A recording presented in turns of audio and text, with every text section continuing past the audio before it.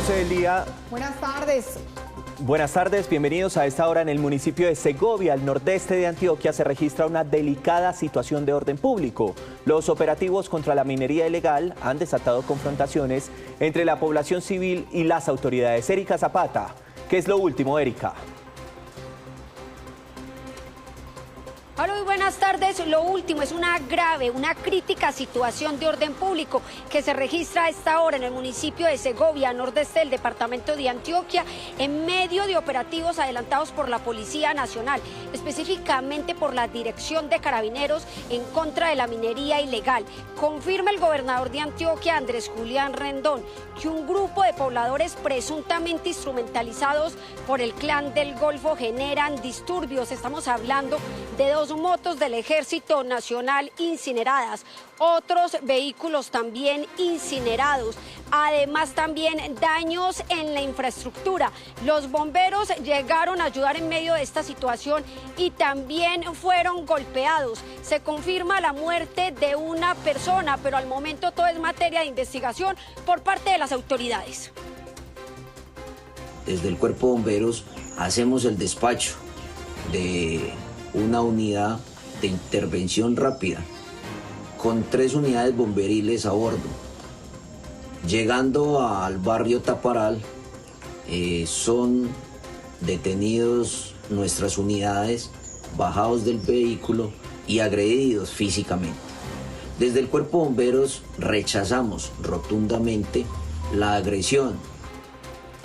El gobernador de Antioquia, Andrés Julián Rendón, se acaba de confirmar a través de su cuenta de X del gobernador que se adelanta un consejo de seguridad para tomar decisiones frente a esta situación.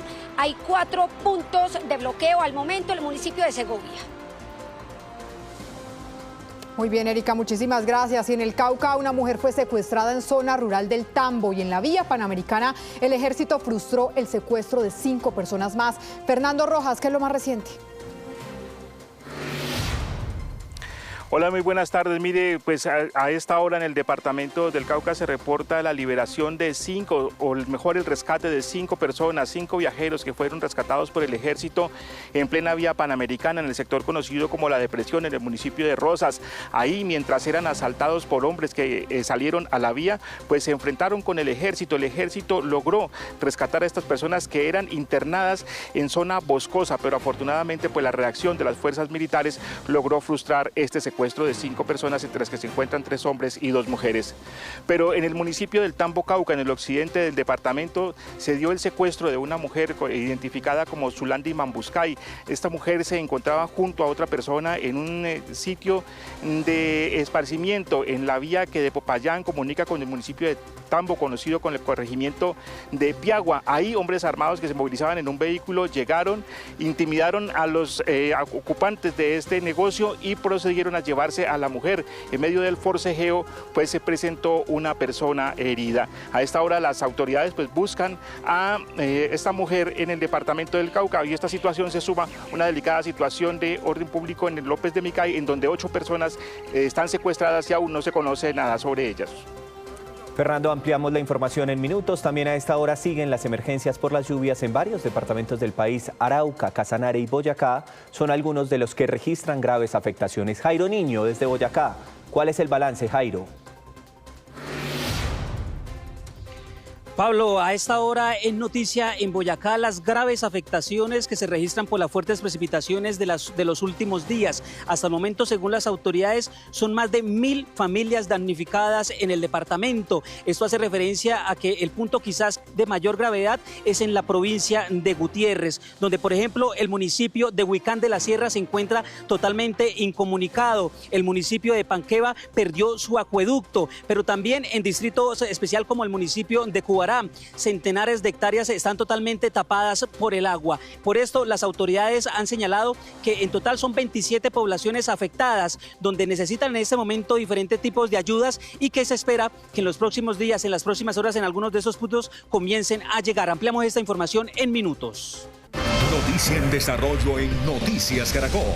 1:07 p.m. Hablamos de las emergencias que se presentan en el país por las lluvias. 3 días inundados completan miles de familias en el departamento de Arauca.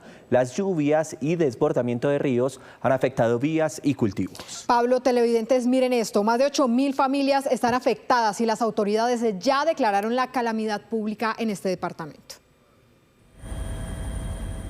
Donde hasta hace unos días habían hectáreas de cultivos, hoy solo se ve agua. Así permanece Arauquita, uno de los municipios del departamento de Arauca más golpeados por las lluvias e inundaciones. La gentecita bregándose a cubrir. Los ríos alcanzaron sus niveles máximos y se desbordaron. Viviendas y carreteras siguen bajo el agua. Según informó el alcalde de Arauquita, el 70% del municipio está inundado. Los reportes preliminares entregados por la UNGRD dan cuenta de 66 veredas, más de 4.400 familias y 17.800 personas afectadas en este municipio. Se mantiene porque durante el día y el recorrido que ayer hicimos estuvo todo el tiempo lloviendo. Hoy en la mañana ha habido una situación un poco diferente, pero la condición de la inundación sigue igual. Así se ven algunas zonas comprometidas desde un sobrevuelo de la UNGRD. Las inundaciones también se registran en Saravena y Tame, donde hay cerca de 40.000 personas sin agua. Declaramos la calamidad pública departamental y de manera inmediata hemos procedido con la elaboración del plan de acción específico. La emergencia se agrava tras el colapso de los puentes Río Lopeño, Puente Tame, Puente Río Tigre Cusay y el puente Box Culver en la vía entre Arauca y Arauquita, que ha dejado a las comunidades incomunicadas. En videos grabados por la comunidad se ve la fuerza de los ríos como el Lopeño, que se han llevado todo a su paso.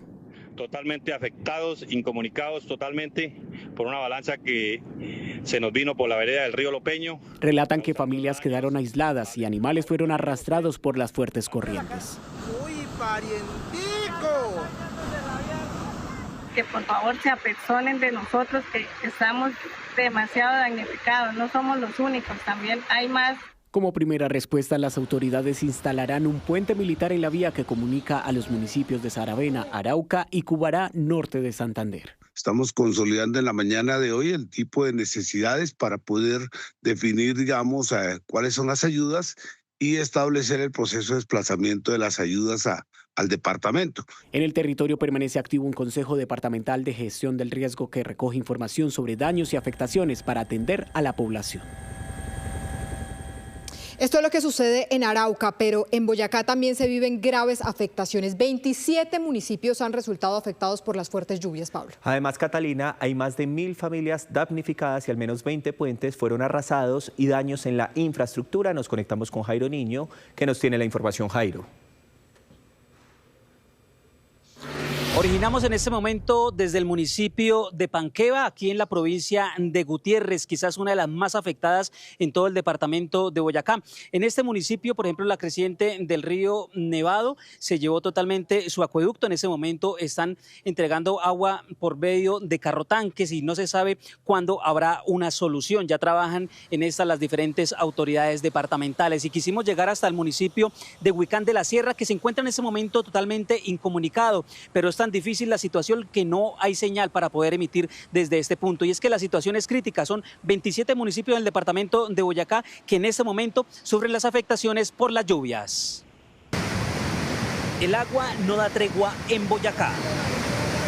La región atraviesa una emergencia sin precedentes por cuenta de las intensas lluvias del pasado jueves, que duraron más de 15 horas y por ahora mantienen al departamento con calamidad pública.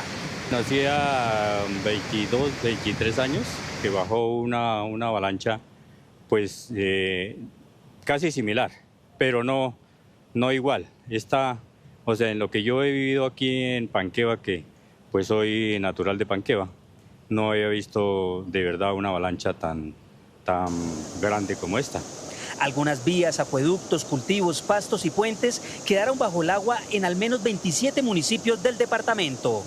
No, yo en lo que me recuerde no me había hallado a una situación así.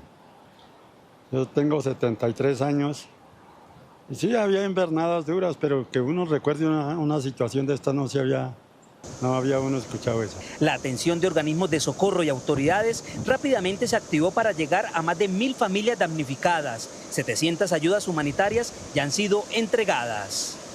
Es un censo que sigue en crecimiento, está en construcción, dado que en cada noche estamos haciendo Consejo Departamental de Gestión de Riesgo para recibir la información de los consejos municipales de gestión del riesgo.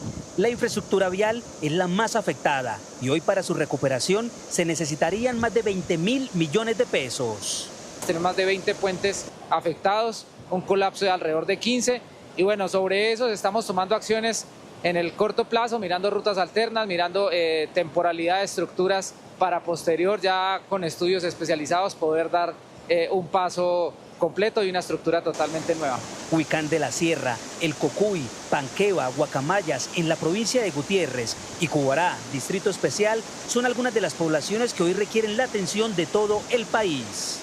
En el municipio de Cubará en este momento estamos pidiendo ayuda a Ejército Nacional para un helicoportado que nos pueda ayudar a trasladar las ayudas necesarias y de igual manera hacer el transporte de las personas que requieren ser movilizadas a otros municipios. Más de 12 máquinas amarillas están en diferentes puntos del departamento para recuperar la movilidad de los municipios más afectados. Ahí está lo que está pasando entonces en Boyacá. Nos vamos para el Casanare. Allí siguen consolidando el censo de personas afectadas por las inundaciones que preliminarmente dejan más de 4.000 familias damnificadas. Pablo, hay centenares de animales desaparecidos, hectáreas de cultivos arrasadas y viviendas destruidas. Nuestra compañera Camila Olaya llegó a uno de los puntos más afectados, San Luis de Palenque. Camila, adelante.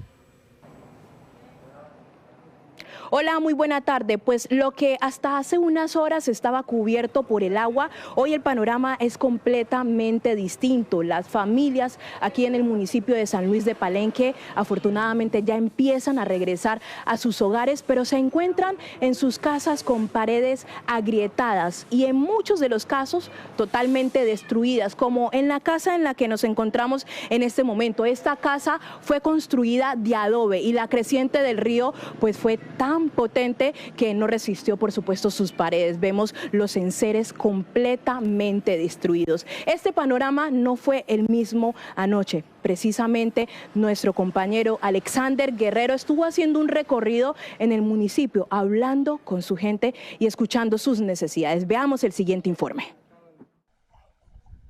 Estas imágenes dan cuenta de los efectos que han dejado las lluvias de las últimas horas en el departamento de Casanare. San Luis de Palenque es uno de los municipios más afectados. Hoy sus habitantes narran con desesperanza la realidad que enfrentan. Da mucha tristeza llegar a nuestras casas y mirar todo bajo el agua. Eso es algo que yo creo que antes lo mirábamos por televisión y decíamos, quizás a nosotros no nos toque, pero hoy que nos ha tocado, hemos sentido el respaldo de algunas personas que nos han brindado un plato de comida. Un alto nivel del agua que impide el paso de los carros y varios puentes afectados es el panorama en este municipio hoy. Hay 21 pasos que pasó el río por encima de la carretera y pues dañó la carretera. Pues uno alcanza a llegar hasta la finca, pero eso está muy arrecho. De acuerdo con los reportes históricos, el municipio de Palenque, el casco urbano, la cabecera municipal, nunca había sufrido una afectación como esta. Son muchas las familias que lo perdieron absolutamente todo, sus camas, neveras, televisores, todos los electrodomésticos. Es el panorama que se vive aquí en el departamento del Casanare tras una de las emergencias por la temporada invernal, quizás la más grande en las épocas actuales.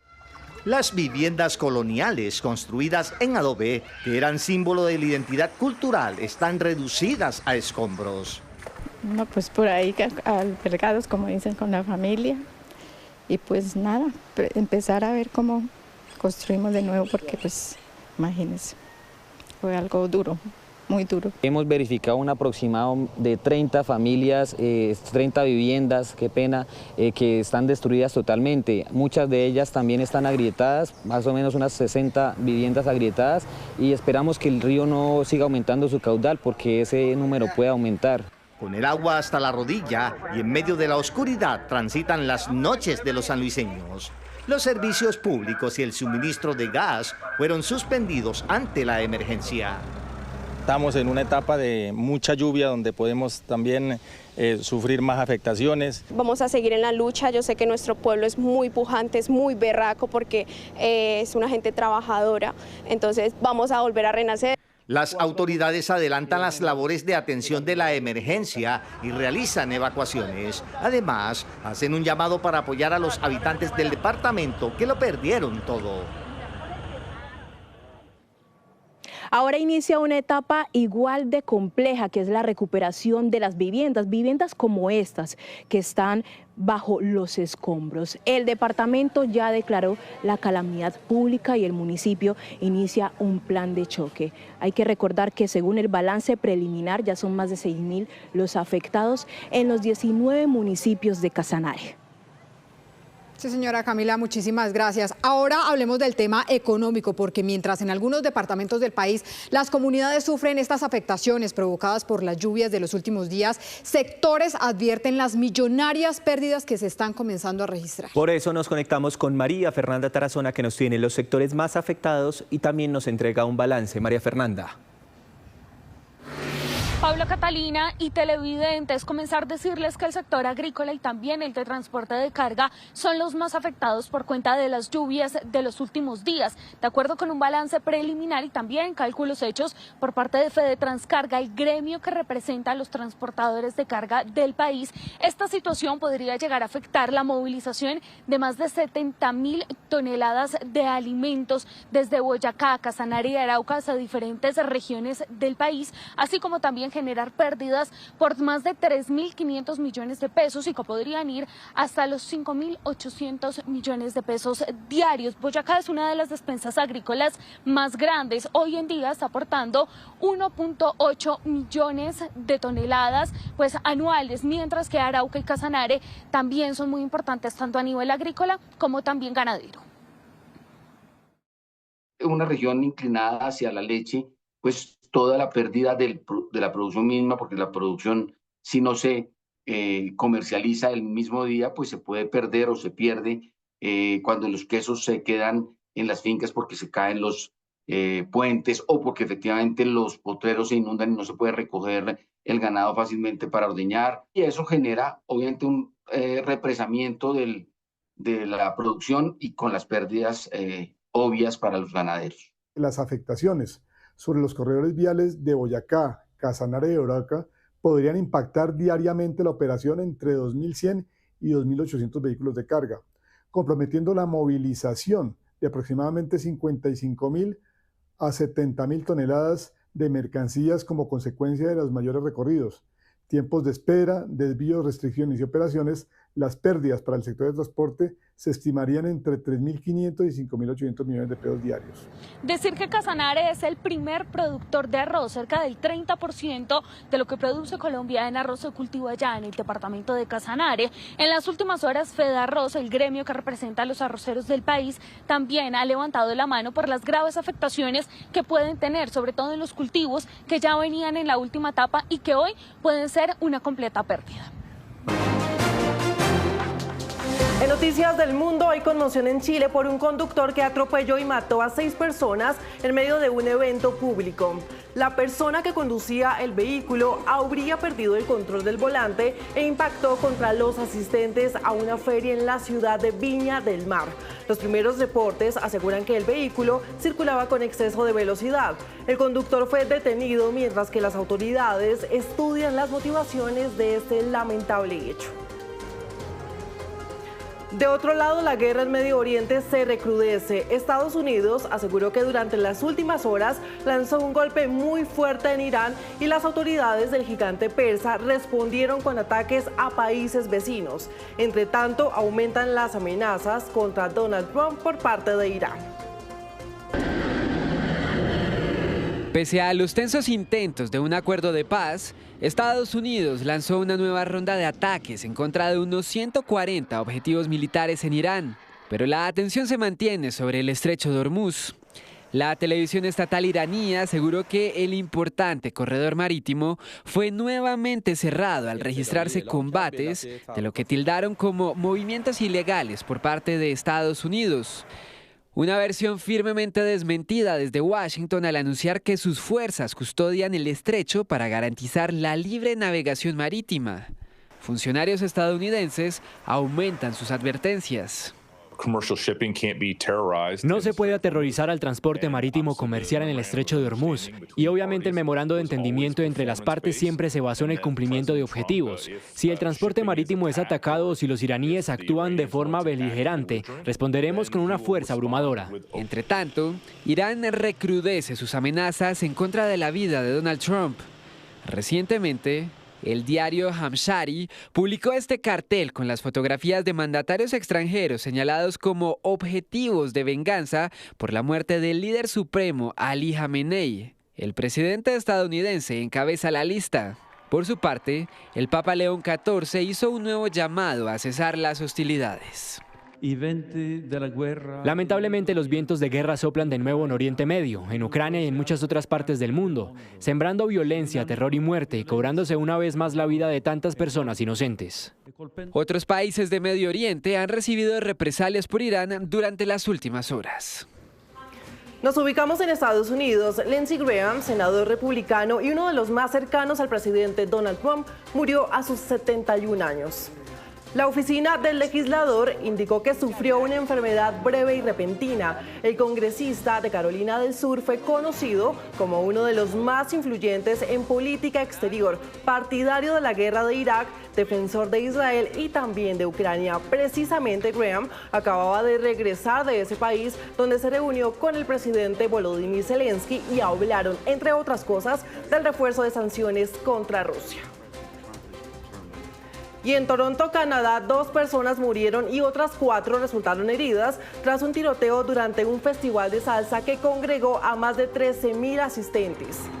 La policía detalló que hubo un intercambio de disparos entre 2 hombres, aparentemente por un ajuste de cuentas, y en la escena recuperaron 2 armas de fuego.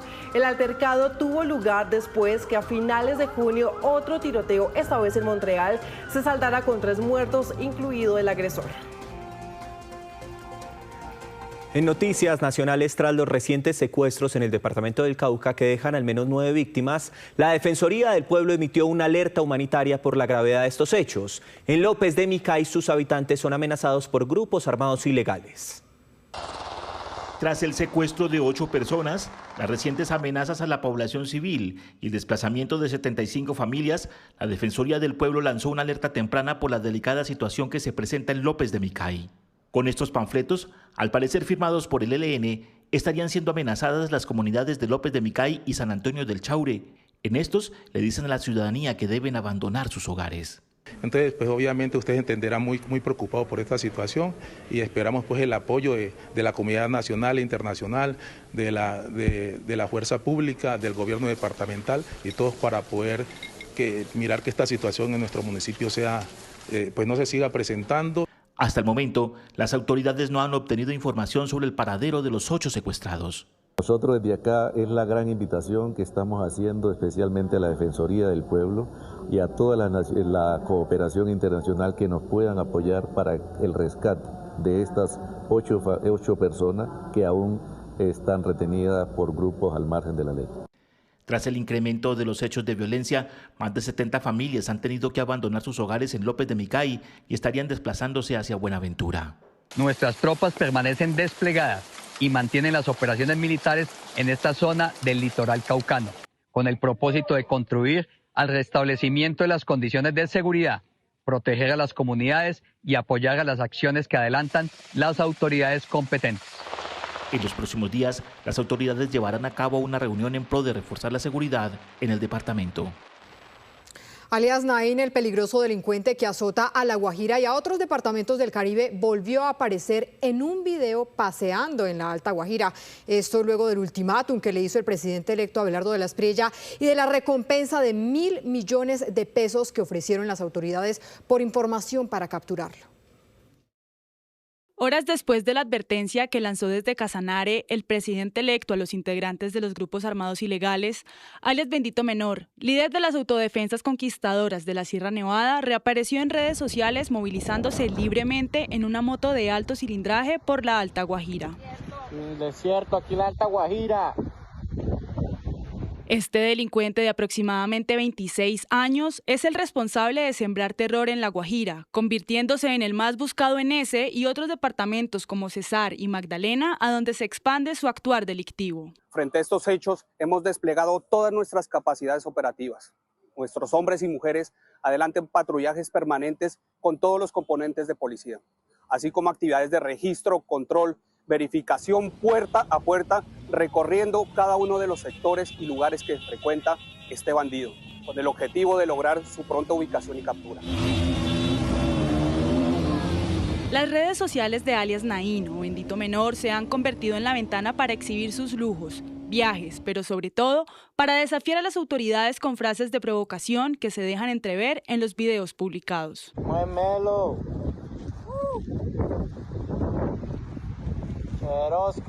Una burla es lo que tienen, cierto es, esto es una burla, porque no tienen cojones para agarrar ninguno, o será que le dan el billete, porque solamente así anda una persona que esté dando plata, porque cómo va, si yo soy un delincuente, ¿cómo voy a andar aquí en la calle? Tengo que andar escondido. A veces salen patrullas por ahí a fregar a los que trabajan, el tránsito a los que trabajan y los delincuentes sueltos. Las autoridades han ofrecido una recompensa de hasta 500 millones de pesos por información que permite ubicar y dar con la captura de Naín Andrés Pérez Toncel.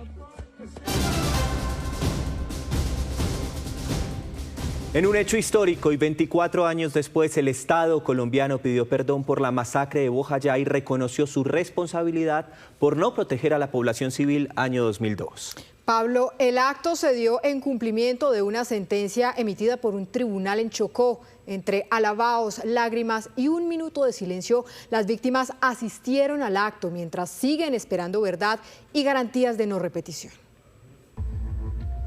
Como un paso más para cerrar una herida abierta desde hace 24 años, el Estado colombiano reconoció su responsabilidad por la masacre de Bojayá en mayo del 2002. Nos convoca el dolor de un pueblo que jamás debió vivir lo que vivió. Y nos convoca sobre todo la dignidad de quienes, a pesar de todo, decidieron quedarse. Este hecho, que dejó una huella imborrable de la guerra en este municipio del Chocó, se dio por una disputa entre las antiguas FARC y las AUC, la cual provocó el desplazamiento forzado de alrededor de 5.000 personas y acabó con la vida de más de 70. Reconoció la defensora del pueblo que para ese momento el Estado falló. El Estado no brindó una pronta y efectiva y oportuna respuesta para proteger a la población civil del municipio de Bojayá y de las poblaciones aledañas frente al inminente enfrentamiento entre grupos armados ilegales que era previsible, como lo pudo observar el Ministerio Público, los organismos internacionales, ONU Derechos Humanos y también la Defensoría del Pueblo. El acto de reconocimiento de responsabilidad y excusas públicas en cabeza del ministro de Defensa Pedro Sánchez se realizó en el antiguo centro poblado Bellavista, donde explotó el cilindro bomba lanzado por la entonces guerrilla de las FARC. Como homenaje se hizo un minuto de silencio. El ministro de Defensa reconoció que existieron alertas sobre el riesgo en el municipio y la respuesta no fue suficiente para proteger a la población civil. Como ministro de Defensa Nacional, en nombre de la Nación, del Ministerio de Defensa, de nuestro Ejército Nacional, de nuestra Armada Nacional, de nuestra Policía Nacional, reconozco ante ustedes que el Estado falló en su deber de protegerlos frente a este acto demencial de esos dos grupos ilegales. Falló porque no actuó con la oportunidad y la eficacia que las circunstancias exigían. Además, hizo un fuerte llamado. Desde el Ministerio de Defensa reiteramos nuestro compromiso absoluto con las garantías de no repetición. Seguiremos fortaleciendo la respuesta institucional frente a las alertas tempranas, la coordinación con la Defensoría del Pueblo, las autoridades civiles, los gobiernos territoriales, las autoridades étnicas y las organizaciones comunitarias.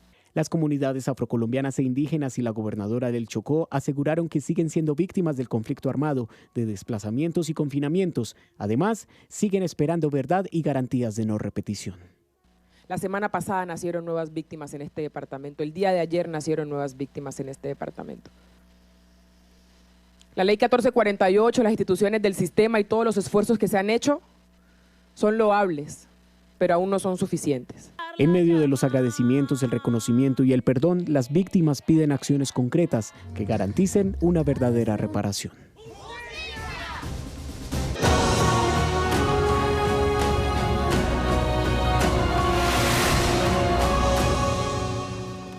Gracias por continuar con nosotros. Ya se cumplen 18 días desde que los dos mortales terremotos azotaron el norte de Venezuela. Sus habitantes intentan sobreponerse en medio de la destrucción. Vamos a Caracas con nuestro compañero Saúl Noriega. Saúl, ¿cuáles son los reclamos de los venezolanos? Buenas tardes.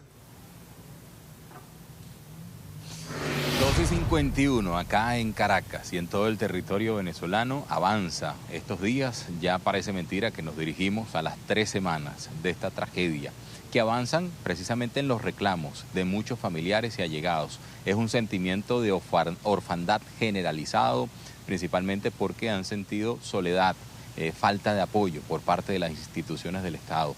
Pero también hay reclamos en torno a las viviendas, a las soluciones habitacionales que aporta el gobierno venezolano en las llamadas Misión Vivienda Venezuela, que ha aportado durante estas 2 décadas de gobierno revolucionario, como se hacen llamar.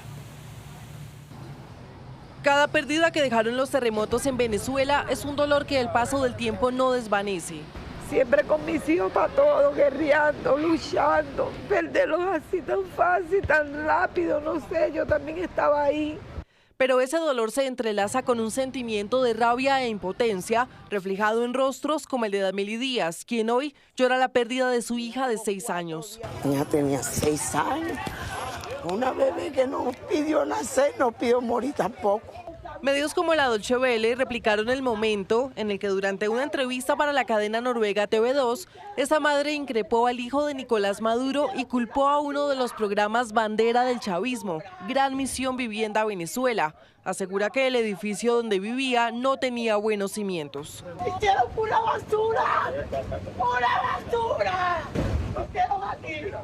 ¡Pura basura! Parece que no tanto muerto. Cada quien lleva su propio calvario y hay quienes buscan consuelo en la oración o depositando flores y velas sobre estructuras colapsadas. Otros claman ayuda para encontrar los restos de sus seres queridos. Es una tarea ardua que no termina.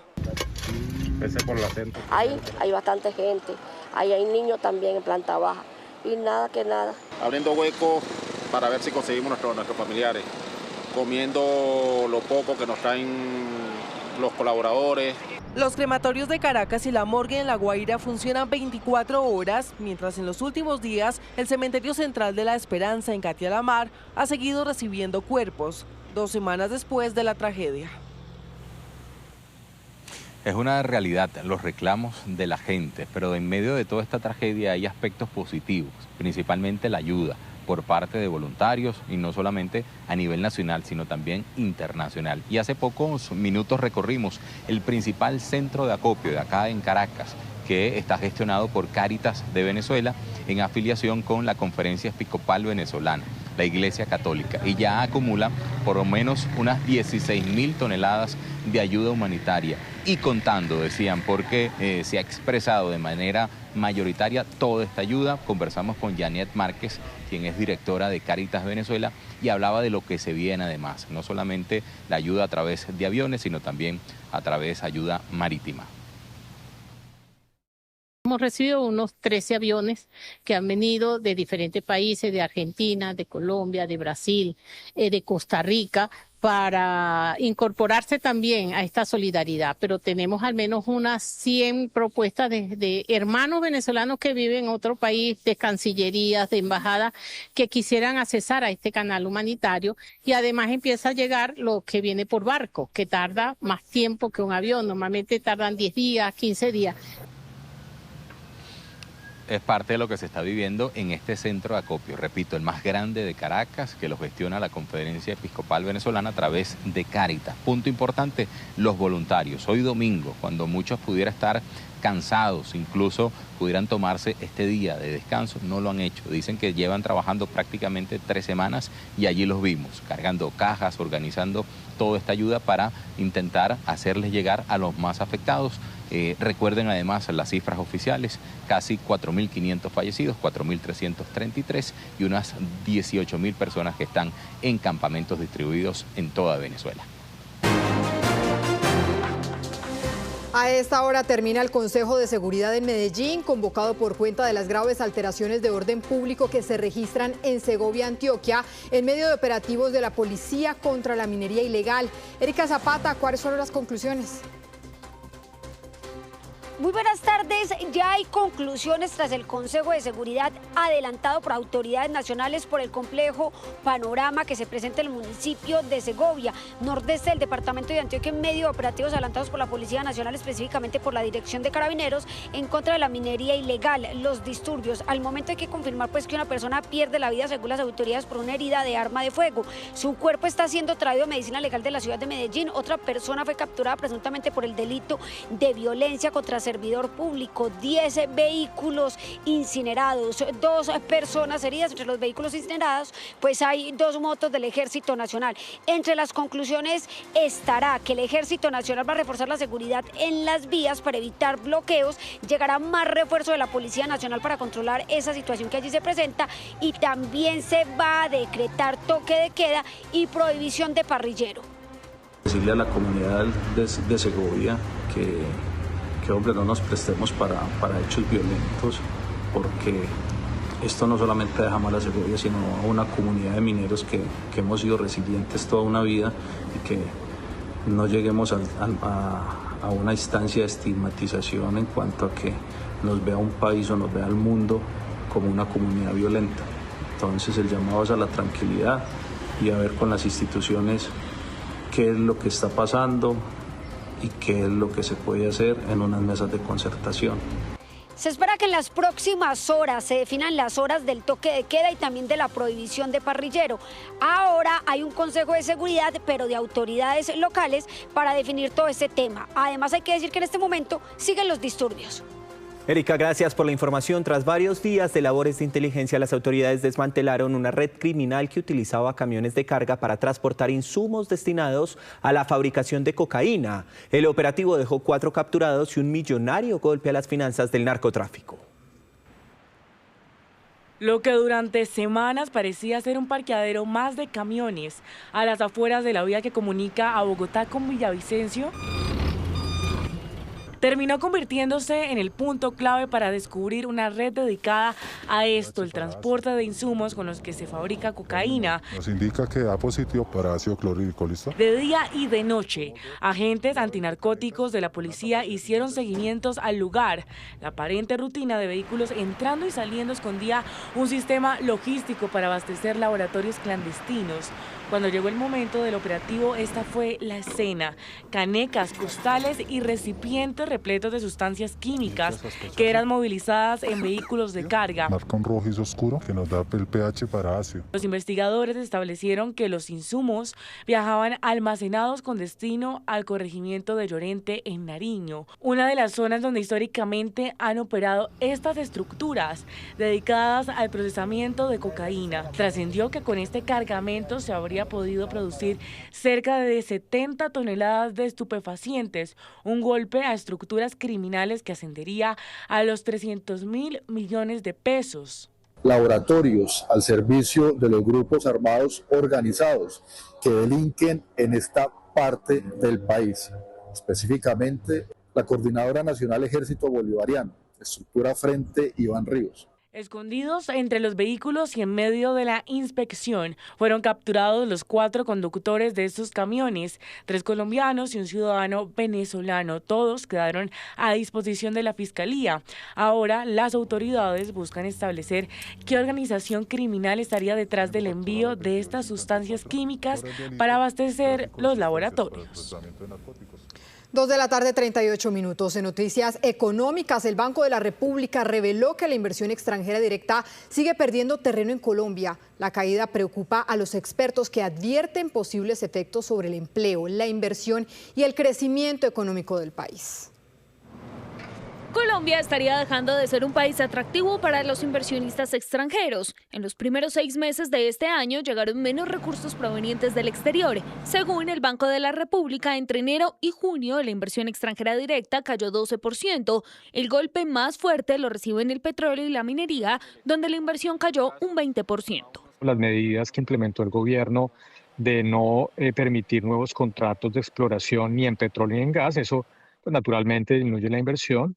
Y la inversión en minería y petróleo representaba cerca del 30% del total de la inversión extranjera en Colombia. Cuando uno observa el componente de minería y petróleo, se explica en buena medida por unas políticas que no han sido tan amigables con el sector. Esta dinámica en la economía también la sienten los hogares. Según expertos, se traduce en una menor generación de empleo formal e incluso impacta en el precio de varios de los productos. Y eso termina afectando no solamente la generación de empleo, sino también, como usted bien lo menciona, la oferta de diferentes bienes y servicios que por supuesto pueden abaratar la canasta familiar en Colombia. Así que Colombia tiene que apuntarle a que los inversionistas extranjeros continúen confiando en el país y eso trae mayor crecimiento económico, mayor empleo, mayores bienes y servicios y, por supuesto, menores precios para el consumidor final. A esta situación se suma otra preocupación, el estado de las finanzas públicas. Según analistas, la incertidumbre fiscal también pesa en las decisiones de los inversionistas. El Comité Autónomo de la Regla Fiscal advierte que la deuda podría llegar al 61% del Producto Interno Bruto, mientras que el saldo de la deuda del gobierno ya alcanza los 1.169 billones de pesos, un 7,2% más que hace un año. La situación fiscal que por supuesto genera ruido, genera incertidumbre sobre cuál va a ser la viabilidad de las finanzas públicas del país en el corto plazo. Esperaríamos que ya con el panorama electoral definido y con unas nuevas políticas que se habla de crecer, más pro negocios, más pro inversión, más pro empresa, podría uno ver de repente un repunte en la inversión extranjera directa en el país. El informe del Banco de la República también revela que, mientras llega menor capital extranjero al país, las inversiones provenientes de Colombia en el exterior siguen creciendo. Entre enero y mayo, las transferencias netas sumaron 7.850 millones de dólares, un 4% más que en el mismo periodo del año pasado. Seguimos hablando de economía, pues aunque los hogares colombianos están mostrando señales de estabilización financiera, aún persisten presiones económicas. Esa fue una de las conclusiones del último informe de Transunión Central de Riesgo que midió el comportamiento de los consumidores. Este es el informe. ¿Usted se ha preguntado cómo están sus finanzas personales este año o qué cambios haría para estar más tranquilo respecto al uso del dinero? Sí, claro, bastante optimista y bastante pensando a largo plazo. Digo que pues uno cuando se trata de finanzas siempre tiene que pensar más allá de lo que va a pasar. Sí, claro, ahorrar, invertir, como todo lo que involucre crecer financieramente. Trato de tener la mayor organización posible, pero por supuesto quisiera mejorar varios aspectos al respecto. Sí, muchas veces pues sí me pasa que me cuelgo un poquito, pero normalmente no dejo que pase mucho tiempo, pero sí, normalmente sí me cuelgo en esas deudas. ¿Y con el tema de los préstamos, piensa de pronto pedir algún préstamo este año? No, y más viendo que las tasas van a aumentar, entonces no que veo factible sacar un préstamo. TransUnion, dedicada a recopilar información del historial crediticio de la gente, realizó una encuesta para ver cómo han cambiado las finanzas personales de los consumidores colombianos. La encuesta encontró que 1 de cada 3 colombianos esperaba no poder pagar al menos una de sus obligaciones financieras actuales en su totalidad, un aumento de 3 puntos porcentuales frente al mismo periodo del año anterior. Mientras que el 56% reportó haber reducido sus gastos discrecionales, es decir, salidas a comer afuera, viajes y entretenimientos durante los últimos 3 meses. Con un perfil cauteloso, los colombianos se están adaptando a manejar presupuestos limitados. 1 de cada 3 consumidores, un 33%, 2 puntos más frente al reporte del año pasado, reportó estar comprando más marcas genéricas o marcas propias de los comercios, lo que refleja un cambio claro hacia la optimización de valor. Sin embargo, menos consumidores indicaron estar buscando activamente descuentos o comprar en comercios más económicos. Y otra realidad que encontró el estudio es que el 38% de los consumidores planea solicitar un nuevo crédito o refinanciar algún producto existente. Sin embargo, este porcentaje refleja una reducción respecto al año pasado y la principal razón son las altas tasas de interés. Estas fueron las noticias. Nos vemos a las 7 de la noche con una nueva edición informativa. Sí, señor, ya viene la red. Recuerden, somos Noticias Caracol, primero la gente. Feliz tarde.